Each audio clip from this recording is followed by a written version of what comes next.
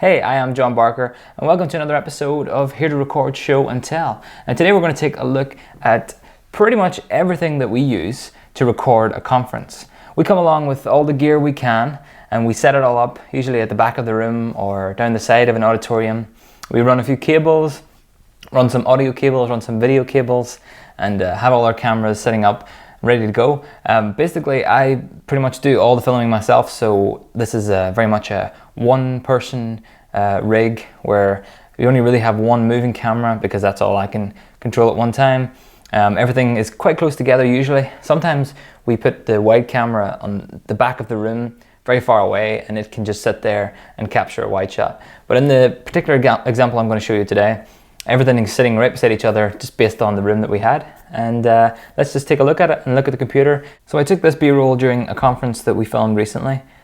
So here you can see kind of what we use and how we set it all up. So this is the auditorium itself. It's quite a small place in Barcelona we were at. And then here you can see at the back of the room, everything is set up. Like I said, we usually like to try and vary things a little more in terms of the shots. But in this particular example, I had to be at the back of the room because that's where the cables came to. So it just worked out in this instance.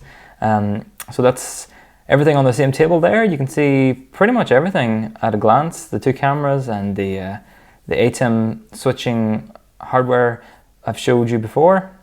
That's a close-up of the, if I can just go back. So here's the XA10 up at the top, which is getting the close shots, and then here is the HF-G25 just in front of it, which is getting a wide. I'll show you close-ups of those in a second, but yeah, let's go a little further into the video. Here you can see the actual shot itself, or this is the sort of close-up camera, the XA10, and I will just show you as I pan back and forth, and that's how I could just grab it, so it wasn't very far away from my arm. If I was standing beside the desk, I could just reach over and move that camera around as the speaker talked and moved around the stage. And then going in a little closer, you can see there the G25, the Canon HF G25, and that's getting a wide shot. I think I came around, there you go, yeah. So that's a look at the wide shot. It looks a bit overexposed on this screen, but that's just because of the way I set up the camera. And then coming back out, there you go, you can see the two cameras. Like I say, we like to get a much more variation. So often what we'll do is we'll set up the HF G25 at the back of an auditorium, and then I tend to be sitting up to the right or left of the auditorium, so I can get that close-up shot of the speaker. But in this case, it just worked out this way, and it still looks good. So here we go. This is everything on the table. So I want to show you pretty much everything we used. Let me get this out of the way for a second. Just coming in, I can go through everything individually in a second, but just coming in, you can see here my little notebook, my awful writing. But this is the best way I could find just to make quick notes. Because I edit everything live, because I was live streaming this conference, but even if I'm not live streaming, I'm still editing live. I'm still recording the final program as it happens. But sometimes things go wrong. An audio microphone is changed, which happened in this conference, and you have to just keep a note of everything that goes wrong and a rough time code so that whenever you edit it, you can fix those places. So a little notebook is always good to have. I found this actual notebook at a different conference one other time, so it's good to take those little freebies and use them. So you can see there, I'm writing a few little problems. You probably can't read it, but audio at start noisy. So that just tells me to come back when I'm editing and fix the audio at the start. Then moving on, you can see here the Nano Control 2 Korg MIDI controller. And we have a video on that. Up on the top, you can watch how to use that controller to control your ATEM switcher. So it runs through your computer, and then you can actually use it as a hardware panel. You can watch that video and check it out for yourself. Then looking a little further, actually I think, yeah, so I was just showing that it was sitting on the table beside everything else. There is the ATEM software control. Now the good thing about using a MIDI controller or a hardware switcher is that you don't actually have to have the software control open on your computer. You can be doing other things, which is what I was doing, like checking the live stream, replying to comments, doing a little bit of other work on the side during breaks. You don't really have to have that ATEM software control open. And if you notice on the, if I go back a little, you can see that on the screen there, you can see stay tuned, because we're currently in a break mode. And you can watch another video about that, how we handle breaks during live streams, up in the top corner, if that's something you're interested in. So let's roll on a little more. There I'm looking at Wirecast. It's the thing I'm using to stream. As you can tell, the Wirecast project doesn't have very much in it. It basically just has that one shot, and then I'm just live streaming that to YouTube.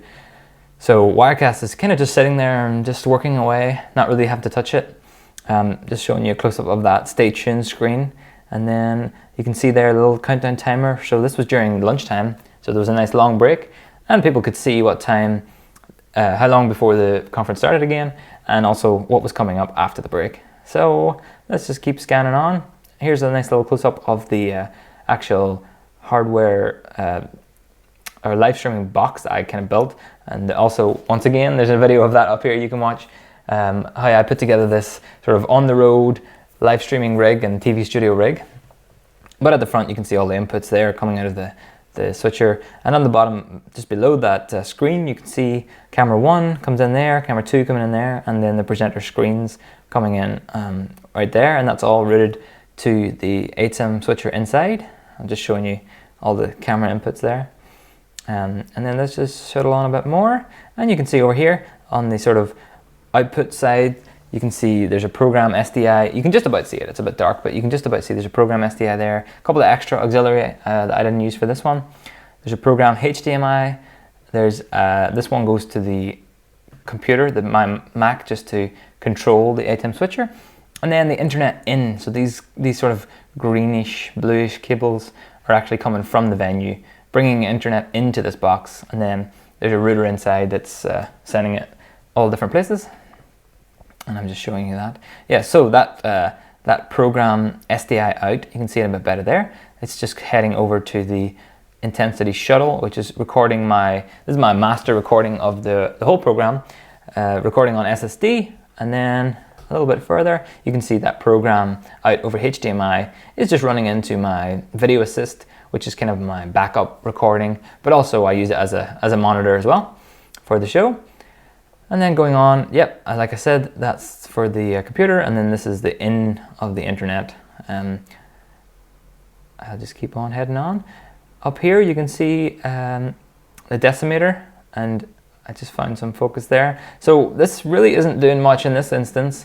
They are giving me 1080 i50, and I'm, well, not really converting that at all, but sending it out as 1080 i50 as well. But what I tend to use this for is just in case they don't have 1080 i50. That's the resolution I work at for conferences, so it's better just to have this just in case. And often I'll use it as a way of taking in one source and sending it out through SDI and through HDMI.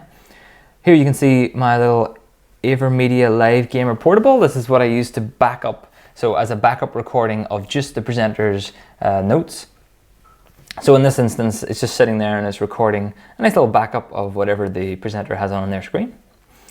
And then heading on a bit further, you can see here, so I just wanted to show you, this is basically the venue's floor, and then one of these cables comes out and gives me internet like you saw a second ago. But the other one, this venue had a nice little setup where anything that went on the projector, that was fed through their whole network. So anywhere within the building, you could pretty much just plug in an Ethernet cable and then use obviously a converter, and then I'll show you that now. That Ethernet cable comes out of the ground, that one goes into my internet switch, but the other one goes into this little nice Creston HDMI receiver. So this is what basically converts the signal back into HDMI again. And then I was just taking that HDMI signal and sending that into a splitter, and that splitter was able to feed my decimeter the signal, and also I was able to feed this little backup recording on the AverMedia Live portable thingy. Then let's talk about audio a little bit. All of the venue had their own audio system, their own microphones, which is always great. So that was just coming in to this You could basically plug in as many devices as you want in here, but basically these are all just outputs, and I just fed out of one of them, and I was able to set my level by myself on one of these little dials. And then you can see I ran a cable nice and tidy all the way back to the room, and it went in through this DI box. I find that if you've at a venue, and I'll just get a nice free stream of that, but if you're at a venue and they have their own mixer, which they probably do, or in this case that little output, I don't know what you would call it, but if you plug into that, you will probably hear some ground hum. So what you need to do often is get one of these little DI boxes that just strips that away. So here you can see that I'm coming into this box and then coming back out of it again, and all the way over here that XLR cable runs into my main camera, and then that main camera through HDMI feeds the mixer, and that's how I get audio into the ATEM mixer for the live stream and all that stuff. And then the next thing is how I get the live stream from the ATEM into the Mac. So not only does the program come into the video or the HyperDeck shuttle, yes, from SDI, but it also comes back out of there again. As you can see here, comes out of the shuttle and goes into one of these mini recorders, and that through Thunderbolt goes into the Mac and into Wirecast for the streaming. That's pretty simple in that way. And then here's just a nice little look of the whole setup. It's a little bit messier than I would like it to be, but as things go, there was a short time to plan or to get everything set up on the morning before the conference started. So what's more important, having a tidy setup or making sure things work? I went for the making sure things work option. And that's the back of the device, or the box. There's the router in there that's taking the internet in and splitting out to other devices.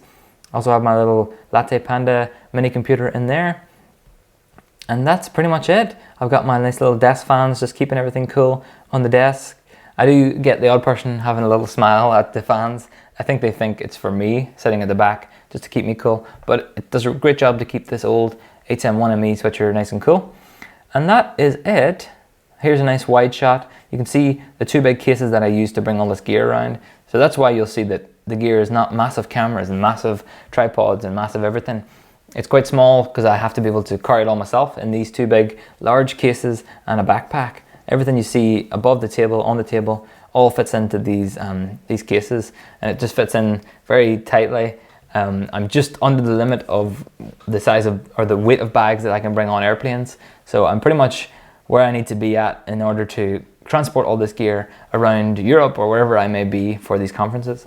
And hopefully that gives you an idea of what kind of things to consider if you're going to record a conference, some of the things you need, and hopefully you'll find that useful. So thanks for watching. You can watch loads more episodes of Here to Record Show and Tell.